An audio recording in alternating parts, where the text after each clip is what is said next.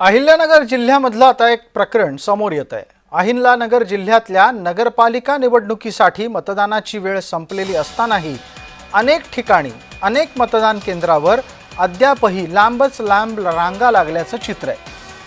काही ठिकाणी तांत्रिक अडचणींमुळे मतदान करण्यासाठी मतदाराला वेळ लागतोय आणि म्हणूनच रांगा वाढत चालल्या आहेत। श्रीरामपूर नगरपालिका क्षेत्रातील मतदान केंद्रावरून आढावा घेतलाय आमचे प्रतिनिधी जयेश सावंत यांनी।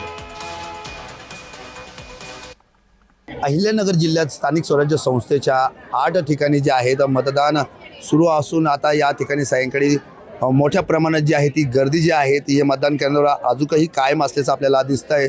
मोठ्या प्रमाणात जे आहे मतदार जे आहेत या ठिकाणी जे आहेत रांगा लावून असल्याचं चित्र अहिल्यानगर जिल्ह्यातील अनेक ठिकाणी जे आहेत आपल्याला पाहायला मिळतं आहे।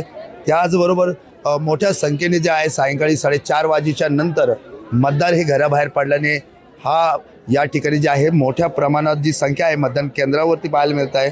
एकंदरीत अहिल्यानगर जिल्ह्यातील आता आपण श्रीरामपूर नगरपालिकेचे जे दृश्य पाहत आहोत या ठिकाणी मोठ्या प्रमाणात जे आहेत नागरिक जे आहेत हे गर्दी करतायत। महिला वर्ग त्यात पुरुष त्याचबरोबर अनेक लोक जे आहेत अनेक तासांपासून जे आहेत या ठिकाणी जे आहेत आपल्याला पाहायला मिळत आहेत।